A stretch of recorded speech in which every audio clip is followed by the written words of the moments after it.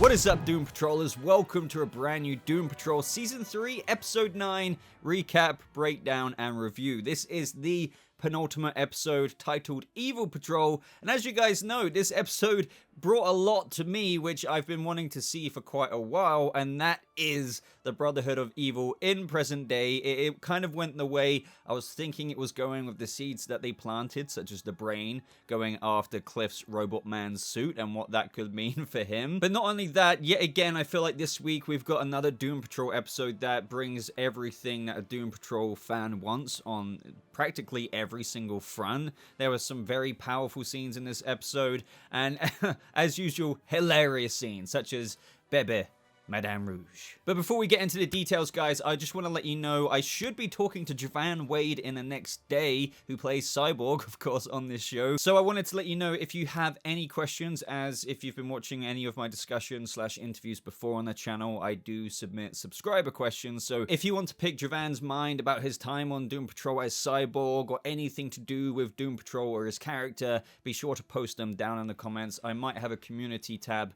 post as well. But yeah, expect that video hopefully in the next few days to week. We'll have to wait and see, but I'm very excited to talk to him because obviously he's freaking Cyborg, man. So I like how this episode picked up, because it was quite bittersweet since we saw the Sisterhood of Dada in their somewhat golden days, if you know what I mean, since we had Madame Rouge there, and this was way before the decades had passed in where she grew a lot more sour, and in this moment we saw them doing their Dadaism type moves, if you know what I mean, such as being very expressive. And I also like how Rita's little expressive dance was very signifying of her as a character. I mean, I guess that's the whole point, but Rita's like, don't look at me, you know, her insecurities, it speaks larger to that. But then, love me, you know, we know Rita's always wanted to feel loved in several different avenues as well. So that was a nice beginning to the episode, because it kind of cuts right up until present day, where we left off at the end of last episode, since it's Madame Rouge and Rita face to face. That contrast from them back then to now, hence what I said at the beginning, it's just quite bittersweet. Madame Rouge does offer a little bit of insight to that, saying that her time back in the Sisterhood days when they were enjoying time together, such as the flashback we just spoke about, they weren't lies, they were just truths that changed over time. So she's trying to say that she was genuine back then, but I guess as the decades unfolded, things just didn't remain the same for her. They talk about using the time machine. It's all over now, the eternal flagellation, so you may as well let me go. But Rita is so adamant about getting revenge. She had hid the time machine, and she just wants to go after Madame Rouge, because after all, she really did somewhat destroy this life that Rita had. I think it's very easy to forget the context, but Rita literally spent over or around 3 decades. Like, that's more or less somebody's main chunk of their lifetime in the past. So she really did build a life for herself. Granted that we didn't see all of it across 3 decades,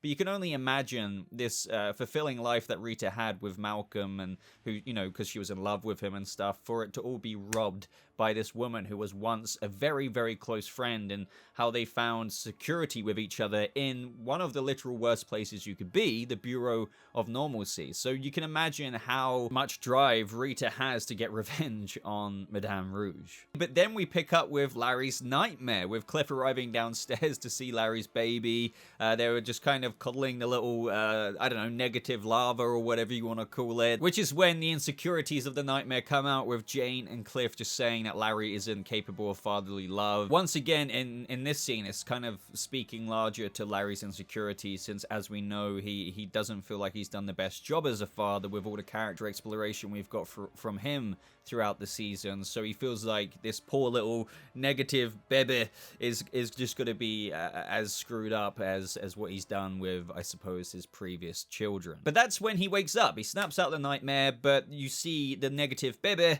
on the table with a bunch of mess around him, and this is quite cool because, well, we see this consistently throughout the episode. Larry figures out that his emotions and insecurities are impacting the lava, just like the negative spirit, you know, how he was tortured by Larry's own torture. It's a similar thing working here, and this just kind of leads me to believe that surely this just must be that kind of pre-butterfly phase of the lava, and hopefully that just, I don't know, transforms into a negative spirit. Maybe they just have to be in this cocooned-like state for them to then come out as a literal negative spirit. I would love your theories down in the comments below as to what you think is going to happen with this creature as it grows older. Do you think this is just like the base of what happens when a negative spirit is born? They just have to be this little physical little grub / lava thing. I really can't wait, but obviously it's going to take a little bit of time, I think, until potentially it transforms into its beautiful little butterfly state. But this next scene with Javan Wade, and you can bet your ass I'm going to be talking to him about this,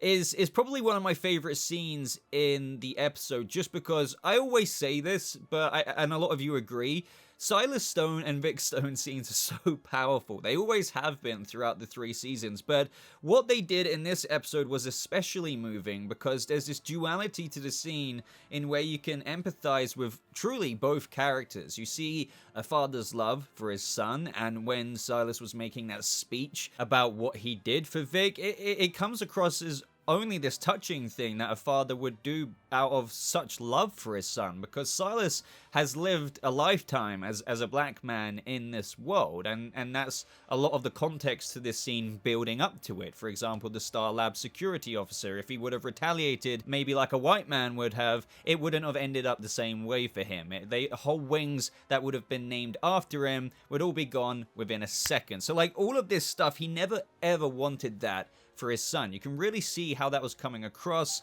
The acting was impeccable. You saw tears streaming down his face. There was such passion, especially those lines of where he said, but to give him a suit of armor, to build him into something the world could not tear down, build him into something that could walk the world free. But then the scene turns, like, and it's like almost, it shakes you a bit. It's like, oh, you know, and Cyborg kind of barks back at his father, and that is because as nice as what Silas was trying to convey there, that even though Silas's road here, in terms of what he paved for Vic, was paved with these good intentions, you could say, and out of love for his son, Silas took away something from Vic, which was the ability to define himself in of his own choosing. Like, the whole issue is that he could, as we found out, could have literally have been saved with synthetic skin. That synthetic skin doctor said, "I was surprised when your father didn't come for me." Now we truly know why Silas did the other option. It wasn't just about human trials and wanting to try and do that on his son to see how the cyborg tech would work out. He wanted to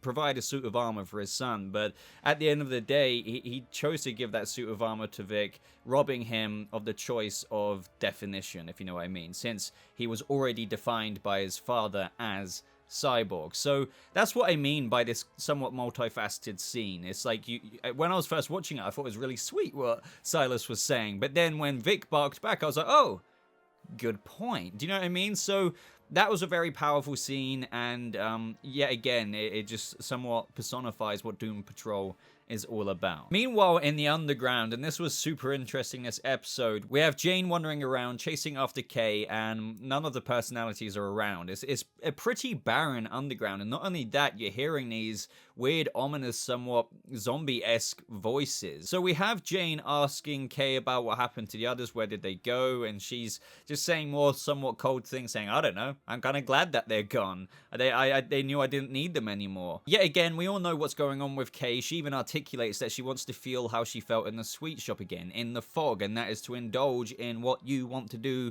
And as we learned throughout the episode when she was talking to Cyborg, you know, she feels like maybe the others have kept her down there deliberately the whole time, when she's just wanting to go up, and she's starting to question, did the other personalities do it out of safety of her, or was it because they wanted to keep all of maybe the outside world to themselves in a sense, so they could be in control, because they are also, we can't forget, because of what happened to Jane, they are legitimate, not just personalities, they are real people living within her. But we've reached a point in Kay's life where she's pretty adamant after all of this time that she wants to go to the surface, and nothing's really going to stop her until it somewhat does later, which was somewhat of an inevitability, and somewhat also what Dr. Harrison was worried about in the first place. But as Jane says, you know, I hope you know what you're doing, Kay, and I don't think this place is meant to be empty, and that's when the zombie-esque noises came in. Next up, I got my wish. We got the Brotherhood of Evil in present day, and I just knew that they were still out there, especially ever since we learned that the brains casing in the original Doom Patrol's trophy room had been,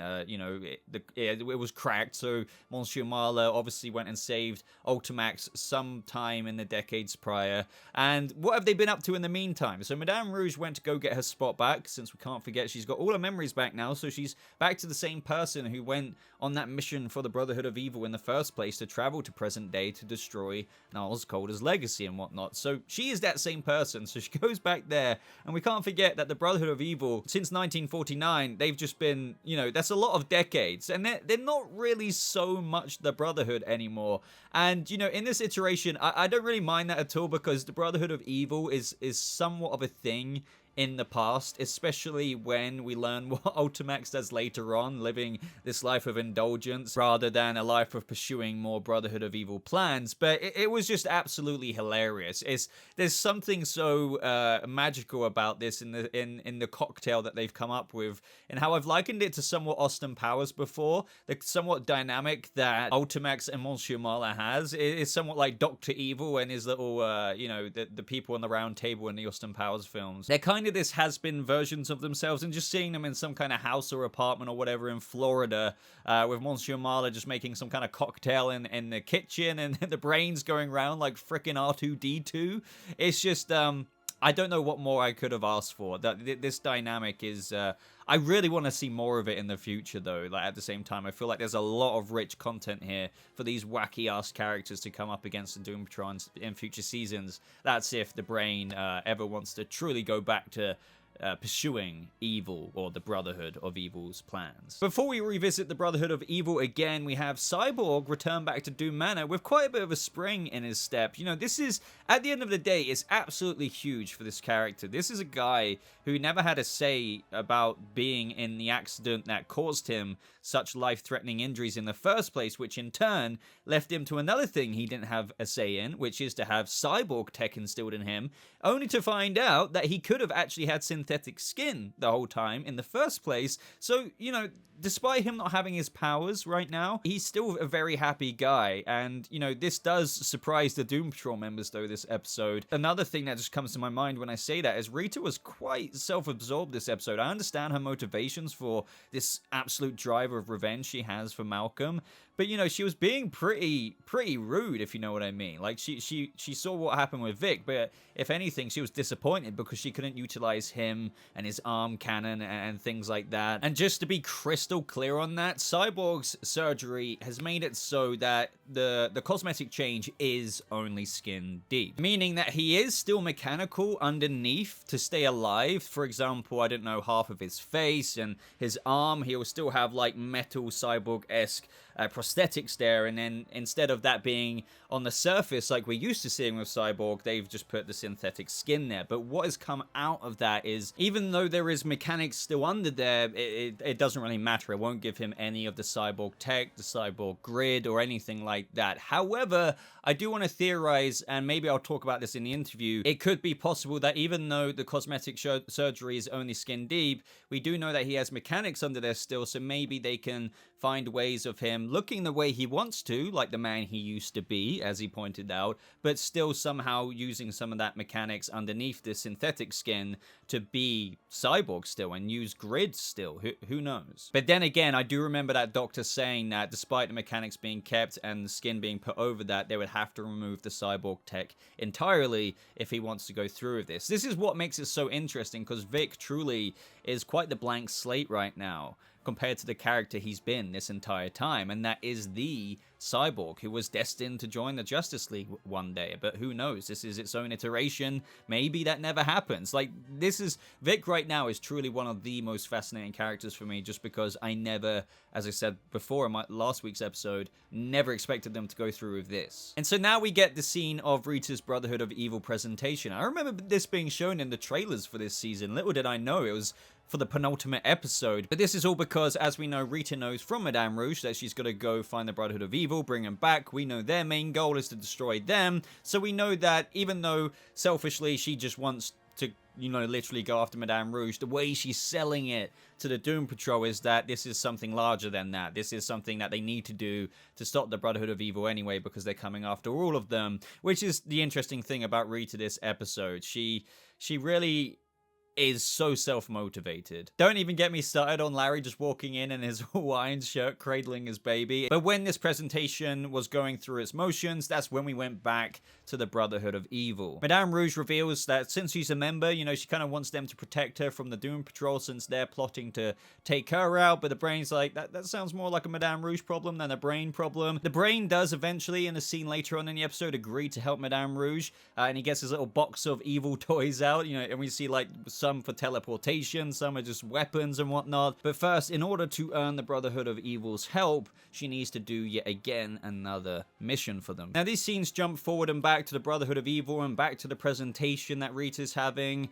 We have other scenes of the little negative lava zapping because everyone is more dysfunctional than ever in this episode with regards to just sorting out what is going on. We have Clara turn up as well, and this furthers the Cliff storyline with his dementia, and she finds out about the medication he was taking and how some of the side effects were impulse control and whatnot, which somewhat explains how Cliff went down the road of gambling again, which he did a few episodes back, selling all the Doom Patrol stuff. And this is when the baby Madame Rouge stuff happens. So in a conversation between Larry, Rita somewhat got the idea of how, she's a shapeshifter. That means she could be here right now. And this is what I mean about Rita's such self-absorbed drive this episode. And it's quite a shame because she came downstairs, and even though she was kind of right about this, I felt really bad because it's not technically true, and what Cliff has already got with Clara, it has already happened. So what I mean by that is she says, after everything, do you really think you've earned a second chance with your daughter? And I was like, that's a bit cold. And Cliff was just like, yeah, come on, Rita, can't something nice happen to me for once? And even though she was half right with the baby being Madame Rouge, or one of the babies, if you know what I mean, Clara was also there, and he already has somewhat got the second chance. So just that line from Rita was just, it's almost disappointing in a way, but at the same time, I do get the context because as she articulates later in the episode, these people are somewhat strangers to her now, and the life she had that she entered into for 30 years is a life that was probably a lot happier than what she was in Doom Manor. I mean, I know she was in the Bureau, but she had no memories of the trauma and insecurities that she had during her time with the Doom Patrol, so it was kind of this blank slate, which is why she was able to use her powers with no floppiness or anything like that. She found love. There was none of the issues that we've seen her have in present day season 1 to 3. So then just coming back to this, despite her selfish ways this episode, you can understand where that's coming from. And so that's when Madame Rouge comes out of baby Rory form and we see her running around like a little gremlin. This was so Doom Patrol. Absolutely fantastic idea. Absolutely hilarious. We have everybody struggling over what to do. Cliff is trying to stamp on baby Madame Rouge. She's running around like a little freaking gremlin, kicking the ass of everyone. This is what I mean about Cyborg. I keep saying Cyborg, but Vic. He's still instinctually reliant upon Grid, so he tries to activate his shield in this moment. It's not there. Later on in the episode, I think he tries to get Grid to search for the location of the Brotherhood, and he finds out through the laptop later on that it's in Florida. But do you see what I mean? So there's still this reliance, and what does that mean for Vic moving forward? But the sad part about this, even though it's kind of funny at the same time, the mission that the Brotherhood sent Madame Rouge on in order to get their help to protect her was to go to the Doom Patrol Manor, Doom Manor, and kidnap Cliff, because as we know, Ultimax the Brain wants the Robot Man armor, which, I thought maybe he was just going to create his own, since I believe he bidded on the schematics. That doesn't really matter because you can make Cliff's robot suit, so to speak, but as Ultimax reveals to Cliff later on, his suit is also made out of magical properties, which is pretty cool because that could explain the age of Cliff as well. But since Cliff is getting dementia, I do wonder if they're going to pull some kind of story reason out in future seasons. Since we are getting a season 4, by the way, for Cliff's brain to continue, you have to think, well, how is Ultimax and his brain continued for so long because he's been around for a long time, and somehow his brain is still relatively healthy, so maybe Cliff can borrow something out of him in turn. So Vic finds out that they're in Florida, as I kind of mentioned earlier, and if they drive all night in the Doom bus, they can get there, and that's what they go ahead and do. We have Cliff wake up in the Brain's presence. Yet again, another hilarious scene. Even his little top of his freaking Robot Man head is revealed, and his brain is just exposed. But this is where we learn the twist in how the Brotherhood of Evil isn't somewhat really the Brotherhood of Evil anymore, because Madame Rouge reveals that, oh, we're going to send you back, but really as Ultimax, and they'll welcome you back with open arms, and we'll destroy them all, leaving Rita, you know, to be the last one. And that's when Cliff's like, man, you are evil. But that's when the Brain's like, she doesn't know the first thing about being evil. Monsieur Mille comes in, injects her, and she's knocked out, which is a surprise. But that's where we learn that, you know, the Brain isn't really interested in destroying Niles Calder's legacy anymore. He just wants the suit and for him to live his own freaking life of indulgence after being in his little freaking R2-D2-esque state for, I don't know, the best part of probably 100 years. This is where things get very, very messy on the road trip to Florida in their effort to stop the Brotherhood of Evil, because things just get, you know, the Doom Patrol are a dysfunctional family, but now more than ever, despite, which is another fascinating thing, it's ironic, despite the eternal flagellation meaning to have kind of put them in the better state of their lives, everyone is just squabbling here completely. We have Vic getting a bit annoyed about how people were kind of pretending to be happy for him. We have Larry wanting to expose Rita's true intentions and how this really isn't about saving Cliff, it's about getting revenge. She then confesses some of the feelings I mentioned earlier with how she had this whole life. She fell in love, she had friends. She could have even saved the Doom Patrol and changed time, but this is also, which I almost forgot, revealed to the Doom Patrol that she made it so that they were all killed by Samuelson in the Vacay Patrol episode by pushing herself back in to ensure the life that she had, you know, in those 30 years that she spent in the past, which at the same time, I can't necessarily blame her, and I suppose everyone did get out of it okay, but to them, it does look like, damn, you did all that, and you know, you could have changed things. Amongst these end of episode scenes, we have a little bit of a montage with Monsieur Mille taking Madame Rouge on the stretcher with Cliff's brain and a little freaking, I don't know, it looks like a pickle jar. Poor Cliff, like he's literally just a floating brain now, I suppose, kind of like what Ultimax was. We find out that Monsieur Mille somewhat pushes the stretcher down a hill. I guess they were just ditching the body, but as we know, it's not really thorough, because I'm sure Madame Rouge will wake up and I don't know, just take the brain with her. Who knows really what's going to happen from here on out, but I'm surprised that Monsieur Mille didn't actually make sure that they were dead first, because you have to think, just because you're going down a hill, maybe it was going into a pond, who knows, that they're going to survive that. We learn what Ultimax's, the Brain's idea of a life of indulgence is all about, and he's just in Cliff's body wearing a suit. He puts on a record that him and Monsieur Mille have recorded in the past. I think it's called The Brotherhood Live, and I think we heard the Brain singing, and he's living his best life. This is the first time this guy has probably had an opportunity to move limbs again. Granted that Cliff can't feel in that body, this is a whole bunch more liberation than probably what the Brain has experienced since, I don't know, he had his brain removed and put into his little R2-D2-like state that he's been living in up until now. And this is where it gets absolutely crazy for the Doom Patrol, because as all of it is falling apart, we also have Kay in the underground wandering around in such a barren place. Since she retreated when she was afraid earlier on in the episode, she's down there with nobody to protect her. I mean, Jane is the only person left, but usually down there you would have the place fortified by all of the other personalities. But now it seems that there's this almost evil lurking about. Now, my best guess at this is that this could be the beginnings of, whether it's depression, negative feelings, insecurities, whatever you want to kind of put it all under the same rug of.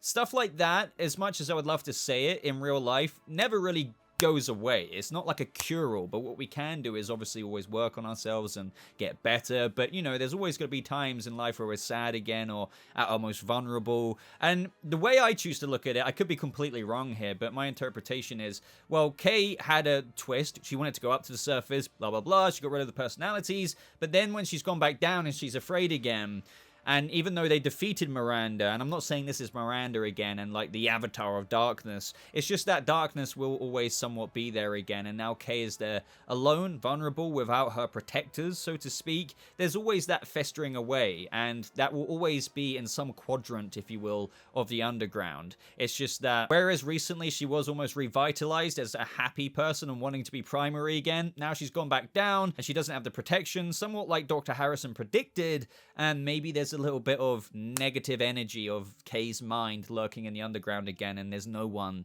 left to protect her. That's my best guess. I mean, I'm sure there's a more logical and story reason for whatever the hell that is down there that I actually don't know of. Let me know if you have any ideas from the source material. I would love to know. But in another interpretation, that's the way I kind of see that. Let me know what you think. But also, they did present in a bunch of red evil eyes. But as Kay sends out that rippling scream in response to that, which also seems to be fracturing the underground. I don't want to say that the whole underground is destroyed, but I do feel like it starts to do that. In turn, Jane in the real world lets out this rippling scream, which, you know, sends the little baby lava negative baby to send out its shocking zaps, and thus the Doom Patrol bus flips and it basically gets destroyed. I'm sure everyone is fine though. But yeah, what an end to the episode. Things, despite the eternal flagellation, seem to be at their most dysfunctional right now, right before the finale. How are the Doom Patrol going to get through this? Well, we have one more episode to find out, and I can't wait for that. So that was the episode, guys. I thought it was absolutely spectacular. I'm really happy where things are at in this penultimate episode. Don't get me wrong, I would love more episodes like season 1, where we had like around 15 episodes, but I do feel like the story at where we're at right now has fleshed out and up until a point of where I'm ready for that next episode to be the finale and to see where it takes us. Like, it's crazy. You know, we're getting a season 4, and next episode we're going to find out where things are left off, and we're going to be speculating about where the hell things could go in the next season full of story for these characters. So like this video, guys, if you did enjoy it, and especially if you've got to this part. Don't forget to submit questions for Javan Wade, who plays Cyborg on the show, obviously, or currently Vic Stone. I will be choosing a few questions to ask him in the little interview that we're having. And other than that, if you want to stay up to date with me, I do have links in the top pinned comment to my Discord server, to my social media such as Twitter. But that is everything. So until that next Doom Patrol video, which should be the discussion / interview I'm having, look out for that in the next few days. I'll love you and leave you guys. So thank you so much for watching. I hope you all have a lovely rest of your day. And I'll see you Doom Patrollers in the next video. Goodbye.